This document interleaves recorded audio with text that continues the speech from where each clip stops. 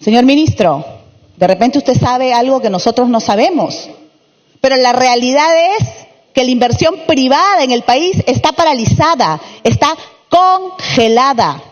No hay empresarios que quieran invertir porque no hay seguridad en el país, porque el presidente Vizcarra ha pedido nuevas elecciones, porque ha anunciado una nueva ley de minería.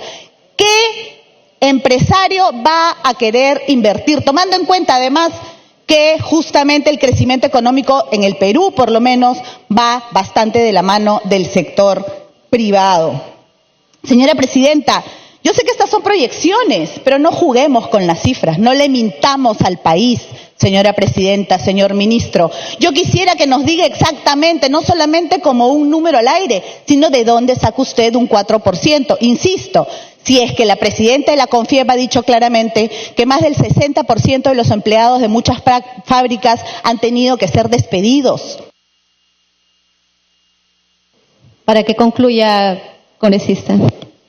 Porque ha dicho que no hay trabajo, que han tenido que ser despedidos porque no tienen a quién venderle, porque la economía en el país está paralizada. ¿De dónde saca usted, señor ministro, que va a aumentar el consumo en el país, que va a aumentar las inversiones en el sector privado? ¿Y de dónde saca usted que para el próximo año, en el 2020, van a tener una mejor gestión en los gastos públicos? Gracias, presidenta. Gracias, congresista. Tiene la palabra el congresista Yica. Gracias, presidenta. Saludar la presencia del Premier y el ministro de Economía. Señor presidente, yo saludo que el presupuesto para los gobiernos regionales se haya incrementado y que se apueste por la descentralización que implica además descentralización de recursos. En el caso de La Libertad, a la cual yo represento, el presupuesto inicial de apertura pasó de 1.854 millones en el año 2019 a 2.005 millones para el 2020. Sin embargo, señor presidente, el grave problema de algunas regiones como la mía es la pésima ejecución de esos recursos. Debido a ello, la descentralización no debe significar, señor presidente, transferencia de recursos, sin seguimiento ni supervisión. Existe una corresponsabilidad entre gobierno nacional y gobierno regional en la utilización de esos recursos. El Premier, a través de la presidencia, señala que se incrementarán el presupuesto de los sectores de salud y educación. Respecto a ello, quiero solicitarle en nombre de mi región se priorice la ejecución de los siguientes proyectos que han estado abandonados. El proyecto de mejoramiento y ampliación de los servicios de salud del Hospital Provincial de Virut, en el distrito y provincia de Virut. El proyecto de mejoramiento y ampliación del Centro de Salud No Quirúrgico 1-3, en el centro poblado Puente Virut. Este año se inicie por fin la ejecución del nuevo Hospital de Salud de Chocope, que desde el año 2017 se encuentra en proceso de evaluación y ejecución. Que se permita al Instituto Regional de Enfermedades Neoplásticas del Norte que contrate personal necesario para mejorar la atención de nuestros pacientes de cáncer, debido a que en varias oportunidades se ha reiterado por tercer año. En relación a la reconstrucción, señor presidente, es lento proceso de reconstrucción del norte del país. Tenemos un caso crítico, el puente Virú. Fue afectado por el fenómeno del Niño y por ello de manera provisional se instaló un puente Beire que en la actualidad se encuentra en pésimas condiciones, soportando aproximadamente 1 millón de toneladas que transportan los camiones que pasan por esa ruta diariamente. El pueblo de Virut exige que se inicie la construcción del nuevo puente. Cada 2 meses les aseguran que ya se inicia, pero esto no ocurre, teniendo en consideración que es un paso obligado hacia el norte del país. Con oficio número 643 de marzo del 2019, remitido a mi despacho, el Ministerio de Transporte señaló que la construcción del puente definitivo en el puente Virú se iniciaría entre los meses de abril y mayo del 2019 y que dicha obra tendría un plazo de ejecución de 14 meses aproximadamente. Estamos en septiembre y ni siquiera se ha concluido el expediente de ese puente. En Virú también se ha solicitado la construcción con cambios, se financien y se ejecuten los presupuestos de renovación de aula de innovación pedagógica de las siguientes instituciones educativas: 872, 80705 y 81775, que fueron afectadas por el fenómeno del Niño, pedido que solicito se atiende con urgencia, señor presidente. Como el puente Virú, colegios, pistas y veredas y hospitales, en lo que los plazos de ejecución se han vencido en demasía y la población exige y sigue esperando debido a la ineficiencia y burocracia de sus sectores. En relación a la erosión costera, señor presidente, quiero manifestar ante la representación nacional la preocupación e indignación de los miles de familias de los balnearios de Las Delicias, Buenos Aires, Huanchaco y del borde costero de La Libertad, quienes producto de la erosión costera viven en constante zozobra, porque el mar va ganando espacios y se va acercando más a sus viviendas. En octubre del 2016 convoqué a una audiencia pública con la participación del entonces ministro de Transportes y hoy presidente de la República, Martín Vizcarra, y se comprometió, como se ha comprometido los posteriores ministros de Transportes, a financiar un proyecto que signifique la solución definitiva de este problema costero.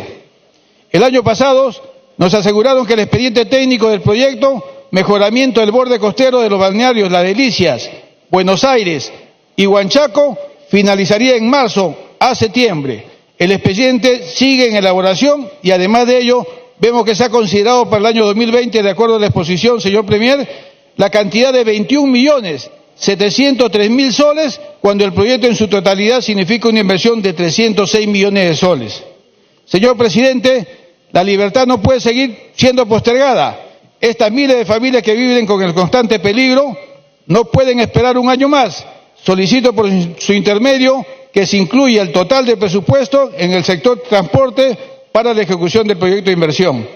Así también debo manifestar, señor presidente, mi preocupación porque la solución que está elaborando el Ministerio de Transporte significa la recuperación de la arena de solo 1 kilómetro de los 21 kilómetros afectados en la zona costa de Trujillo. Señor presidente, anuncia que estoy presentando un proyecto de ley que declara intangible el sector de Salaberry, Uripe, en el distrito de Salaberry, zona que se encuentra la reserva de arena que deberá servir para la recuperación de nuestras playas. Esto debido a que lamentablemente la gestión del gobierno regional, La Libertad, ha pretendido vender esa zona a través de Proinversión y tenemos conocimiento que esa mala decisión se ha revertido. Sin embargo, debemos manifestarle al presidente y al ministro a través de la presidencia que esto dejaría sin la posibilidad de recuperar las playas erosionadas en la provincia de Trujillo. Pido a este gobierno apoye la propuesta de intangibilidad de esa zona para que termine, por favor. Y con ello se proteja la población que vive en esas zonas. Con respecto a casos de agrorural, señor presidente, le voy a detallar obras que están a cargo de agrorural, programa que depende del Ministerio de Agricultura y que fueron paralizadas en el 2017 y hasta ahora siguen en esa condición. Construcción del canal de irrigación de Guayo, Vilcas, distrito San Aguarán, Sánchez Carrión. Instalación del servicio de riego del canal Cerro Azul, del distrito de Sarín, Sánchez Carrión, La Libertad, con ENIT 149124, paralizada desde el año octubre 2017. Mejoramiento del canal de riego de los caseríos Guaynas. Para que termine, por favor. Gracias, presidente. La Unión, que también está paralizada desde el año 2017. Instalación del servicio de agua del sistema de riego canal Yacahuán, en el caserío del mismo nombre, centro poblado de Yanaguaba. También se encuentra paralizada desde el año 2017. Y todas estas obras, señor presidente, están a cargo del Ministerio de Agricultura. Gracias, señor presidente. Muchas gracias. Congresista Segundo Tapia, por favor.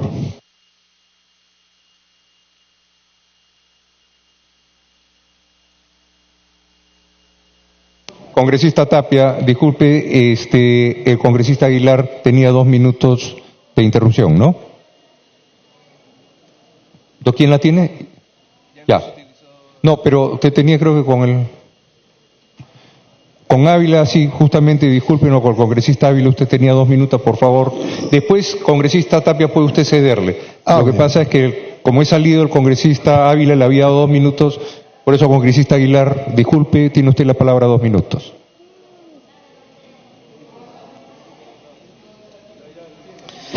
Presidente. Es importante saludar acá al ministro de Economía y también al presidente del Consejo de Ministros y a todos los colegas.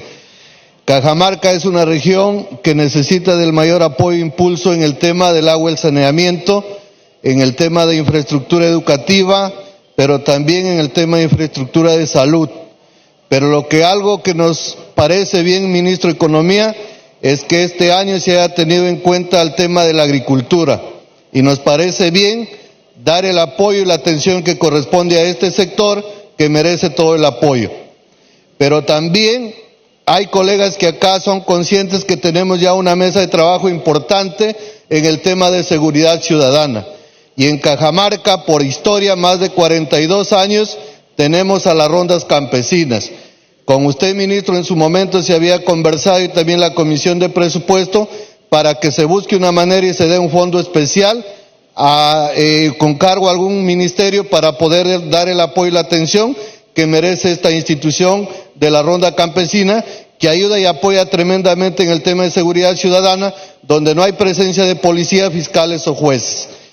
Por otro lado, presidente, es importante incidir que en mi región también tenemos en infraestructura vial lo que corresponde a la longitudinal de la sierra que está abandonada, Cutervo-Chiple, Cutervo-Cuica, y es importante que hoy más que nunca el Ministerio de Transporte y Comunicaciones, como ente rector, tome acciones inmediatas, toda vez que hay un reclamo grande de la población, porque son trabajos que tienen ya presupuesto asegurado, pero las empresas no están trabajando tal como corresponde. Pese a la fiscalización y al trabajo que hacemos, el Ministerio de Transportes como ente rector tiene que poner atención especial y hay un reclamo general de la población. Por eso incido, tramos que corresponde a la provincia de Cutervo, Santo Domingo de la Capilla, Puerto... Para que concluya. Puerto Chiple. Es una obra que inicia el 2014, que debería terminar el 2016 y hasta la fecha prácticamente se encuentra abandonada. Y a pesar que tiene el presupuesto, a pesar que tiene los pases en el tema de servidumbre, tenemos un tiempo bueno y amerita atención especial y sobre todo poner en práctica el trabajo que corresponde tal como corresponde a los expedientes. Pero también Provías Nacional, un llamado especial toda vez que el tramo que corresponde Cutervo-Cuica también se encuentran trabajando. Termine, por favor. Del apoyo especial, ¿por qué? Porque han venido una comisión especial a la ciudad de Lima y no han sido atendidos. Y por eso yo traslado este reclamo y la solicitud de la población de Cajamarca y de sus provincias para que temas como esto se tienen que atender y podamos avanzar también. Muchas gracias. Muchas gracias, congresista Aguilar. Congresista Tapia, los 2 minutos los tiene la congresista Cecilia Chacón. Por favor.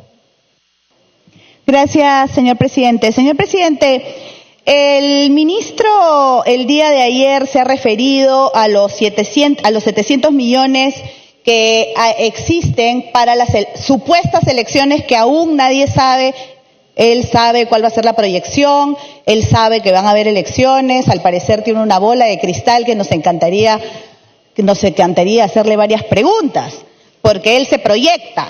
Entonces, él ha puesto 700 millones para las elecciones que no se sabe si van a haber porque recién se está discutiendo y como él sabe, así no les guste, esa es una decisión del Congreso de la República. Y recién el día de ayer se han iniciado la sustentación y las discusiones sobre este tema. Sin embargo, ya esos 700 millones existen desde hace mucho tiempo. Decirle al señor ministro 2 cosas, porque además me ha preocupado, porque el día de ayer él ha respondido que cuál es el problema. Si hay una reserva de contingencia donde están los 600 millones y que, bueno, es una contingencia y ahí se verá si se usan o no. La reserva de contingencia es por 5.843 millones proyectados para el año 2020. Pero además ha dicho que hay 100 millones que han sido asignados a los pliegos que tienen que ver directamente a las elecciones. Y yo quisiera saber, señor presidente, si esto no solo irregular, sino ilegal, porque le está asignando un presupuesto de 100 millones a algo que no está amparado en ninguna ley. Algunos que tratan de defender lo indefendible cuando se trata del Ejecutivo dicen, ¿cuál es el problema? Si de todas maneras, si no se hace en el 2020, se tendrían que hacer en el 2021. Y el señor ministro ha dado ese mismo argumento, cosa que me preocupa más aún, porque claro, a estas alturas nos queda claro. Por favor, minuto. Nos queda claro que no conocen muy bien la Constitución varios de los señores ministros en este gabinete. Según el artículo 77, la Administración Económica y Financiera del Estado se rige en el presupuesto que anualmente aprueba el Congreso. Señor ministro, anualmente, lo dice la Constitución. Sé que este gabinete no es muy amante de hacerle caso a la Constitución, pero aquí lo dice claramente. Y usted estaría adelantando presupuesto, porque al parecer ahora tenemos un presupuesto bianual. Usted está entonces proyectándose a las elecciones del 2021 con el argumento que ha dado. Pero ¿cuál es el problema? Si las elecciones no son en el 2020, van a ser en el 2021, igual el gasto se va a hacer. Señor ministro, es anual. Punto número 1. Y punto número 2, señor ministro, lo que se está haciendo es distraer recursos prioritarios para cualquier otro sector. Ya sé que igual no son muy buenos gastándolo, pero por lo menos espero que lo intenten. Por favor, a través de la presidencia. Perdón, señor presidente. Siga, minuto para concluir. Aquí concluyo. Entonces, señor presidente, a través suyo, al señor ministro, quiero saber ¿cómo así ahora vamos a tener un presupuesto multianual de 2 años y no de 1 año? Y además de eso, si no es irregular al no tener amparo en la ley, ya que si 600 millones van a la reserva de contingencia, no nos olvidemos, señor presidente, que la reserva de contingencia puede ser gastada por decreto supremo. Es decir, si se aprobara la ley de las elecciones anticipadas, el señor ministro dentro de su gabinete pueden hacer un decreto de urgencia y girar esos 600 millones. La pregunta es, ¿cuál es la necesidad? ¿Seguir pechando al Congreso, señor ministro? Por favor, seguir a través de la presidencia. ¿Cuál es el interés, señor presidente, de hacer algo así cuando se sabe que aún no hay un amparo de la ley para designar esos presupuestos? Gracias, presidente. Muchas gracias, congresista Cecilia Chacón. Tiene la palabra el congresista Segundo Tapia. Gracias, presidente. Por su intermedio, me saludo al ministro de Economía. Y por su intermedio, presidente, sería bueno que invite al Premier para que pueda escucharnos, porque no está, ¿no? Presidente, debo decirle que acá el presidente Martín Vizcarra habla de que hay una crisis política. Y debo decirle que la crisis es presidencial. Repito, la crisis es presidencial. Por otro lado, todos los ministros se dedican a hablar de adelanto de elecciones. Y es lamentable que desde ya se ha dicho en un momento que se va a destinar 700 millones para el adelanto de elecciones. Me parece realmente un tema frente a la realidad en que estamos y una verdadera cortina de humo para ver los problemas reales como son la salud, el abandono de la salud que va agonizando, la educación, la agricultura, la inseguridad ciudadana, la reconstrucción del norte, los conflictos sociales, desaceleración económica. Eso es lo que está pasando. Entonces, con este tema de adelanto de elecciones, realmente se constituye una verdadera cortina de humo del gobierno y específicamente del señor Martín Vizcarra. Yendo al tema, ojalá esos 700 millones puedan destinarlo a la salud que está agonizando. Eso es un pedido especial y específicamente al CIS. Presidente, este presupuesto de este año 2020, equivalente a 767.368 millones de soles, representa el 21.5% del PBI. En relación al presupuesto de 2019, incrementa el 5.5%, y en términos nominales, el presupuesto equivale a 9.294 millones, que significa un aumento de 1.13% del PBI. Este es un presupuesto que refleja claramente, presidente, los efectos de la crisis por la que atraviesa la economía peruana, que este gobierno ha contribuido a profundizar con su ineficiencia, con su incapacidad para gobernar en beneficio de todos los peruanos. Una vez más, presidente, asistimos a lo que es la distribución del presupuesto y decirle de que la distribución es vacas gordas para el gobierno nacional, vacas flacas para el gobierno regional y vacas raquíticas para el gobierno local.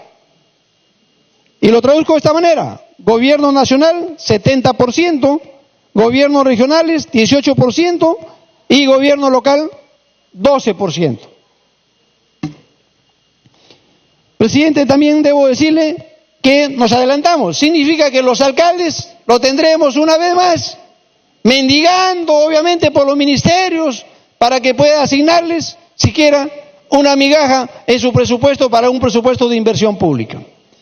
Y si esto, presidente, todavía se agrava aún más, porque según datos de la misma exposición ahora del Premier y del Ministro de Economía, hablan de que la inversión privada baja de 4.2 a 4.0, 2 puntos baja.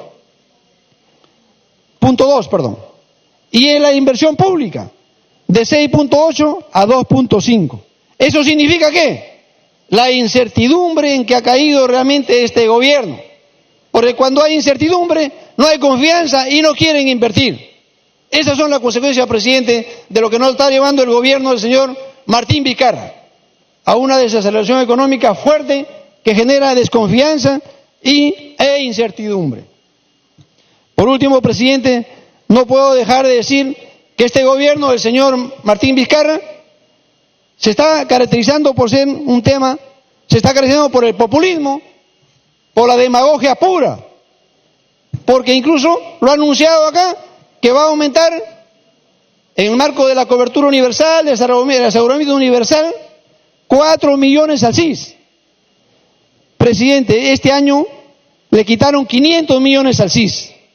¿Y sabe cuánto pretenden aumentar al CIS? Cuando deberían aumentar de 2.000 millones de soles. Y hay una brecha de 6.000 millones, total 8.000 millones de soles serían.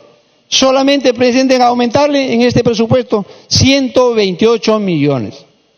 Por eso digo, presidente, por justicia, en el marco de esos niños prematuros, esos recién nacidos prematuros que se han muerto, cerca de 1.812 niños, por favor, en el marco de la sensibilidad, no seamos insensibles, indolentes, y esos 700 millones siquiera pasen Minuto para terminar, por favor.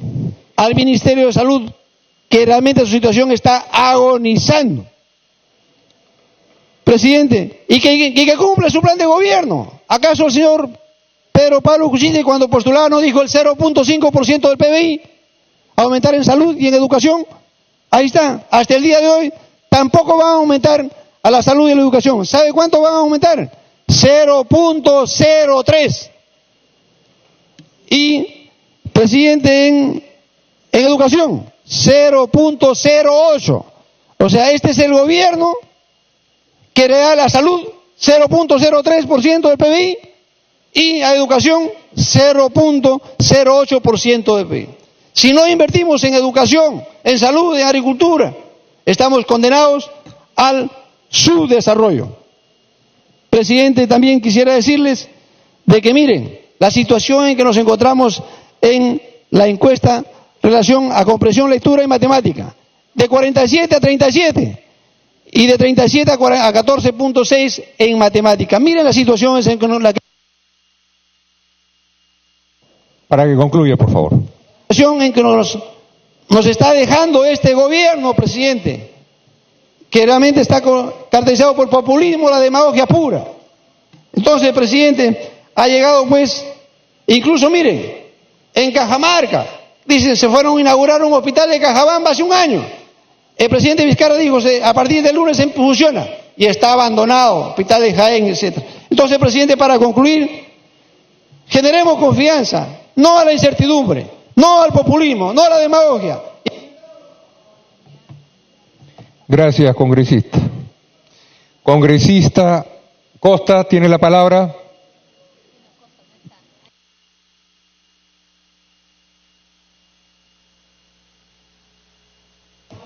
Gracias, presidente. Presidente, saludar al Premier y al Ministro de Economía, agradecer por la presentación y por el trabajo hecho para traernos este presupuesto. En primer lugar, se confirma en la presentación del mismo la solidez de los fundamentos económicos del Perú, y me alegra que eso sea así. Parece bien alejado esto de un gobierno populista, como dicen algunos, un gobierno con baja inflación, la más baja en realidad de toda la región, digamos, si nos comparamos con los países de la Alianza del Pacífico y con Brasil incluido. La más baja inflación, la más baja deuda, las más altas reservas internacionales y el más bajo riesgo país. Una buena noticia para comenzar, presidente. En segundo lugar, también es una buena noticia el pronóstico de crecimiento para el próximo año, de 4%. Por supuesto que la pregunta es, bueno, el año pasado también esperamos crecer 4% este año y no hemos crecido 4%. De manera que sería interesante poder discutir qué medidas se piensan tomar para asegurarnos de que las metas que nos estamos proponiendo, por ejemplo, de inversión privada e inversión pública de 5 y de 9, van a poder ser alcanzadas, sobre todo considerando que este año la inversión pública esté en 2.5, subir a 9 es casi un salto de 4 veces. Es un crecimiento que también está fundado en un incremento de la demanda interna y el consumo privado. Y para hacer posible ese crecimiento tenemos este presupuesto, que es un presupuesto que también trae un incremento importante de 5.5%, donde quizá lo más saltante es que los incrementos mayores tienen que ver con los gastos de capital, es decir, los recursos destinados a la inversión, que ascienden a 7.3, comparado con 6.4 gasto corriente, y muy interesante también con una reducción de 6% del endeudamiento externo del país. Cabría señalar también que además de ser un presupuesto que propende a la recuperación, digamos, del ritmo de crecimiento económico que necesitamos, de 4 por lo menos, y ojalá que más, es un presupuesto que apunta a la descentralización del gasto. Se ha dicho acá, varios colegas han dicho precisamente lo contrario, pero la evidencia proporcionada por el Premier y por el Ministro de Economía indica claramente lo contrario, presidente. 6.7% de incremento en recursos destinados a los gobiernos regionales, cuando el incremento nacional es, como decía, de solo 5.5%. Y sí he explicado además que un poco más de la tercera parte del presupuesto va dirigido al gobierno nacional en instituciones que cumplen una función descentralizada, pero que no es posible en el presupuesto hacerla parecer descentralizada porque el Ministerio de Relaciones Exteriores o el Ministerio de Defensa o el Ministerio del Interior incluso tiene un presupuesto centralizado que cumple funciones a lo largo de todo el territorio. Si se aparta esa parte del presupuesto, tenemos que los recursos destinados a los gobiernos regionales y locales llegan al 44% y en el curso del año eso podría llegar incluso hasta el 50%, ha dicho acá el ministro de Economía. Solo aprovechar para hacer un comentario en relación con algunas preguntas y cuestionamientos que hacía el colega Violeta, que no está presente acá, sobre el presupuesto destinado a los gobiernos regionales. En primer lugar, señalar que esos presupuestos han sido elaborados por los propios gobiernos regionales, o sea que están perfectamente informados del presupuesto nacional que recoge los presupuestos para el próximo año que les corresponden y están en buena medida satisfechos con ellos. Y la razón por la cual el incremento en algunos casos es mayor que en otros tiene que ver con asuntos como la caída del canon o el incremento del canon minero y los recursos destinados a la reconstrucción. En algunas regiones los recursos para las obras de reconstrucción ya han sido transferidos y en este año no se transferirán nuevos recursos, con lo cual no hay un incremento del presupuesto destinado a esos gobiernos regionales. Pero en todo caso, salvo en un par de regiones que son Ayacucho y Pasco, en todas las otras el incremento del presupuesto es visible. O sea, no hay ningún gobierno regional que recibe menos recursos que el año pasado. En el cuadro que presentó el colega Violeta aparece el gobierno regional de Lima con el único que aparece con un déficit importante.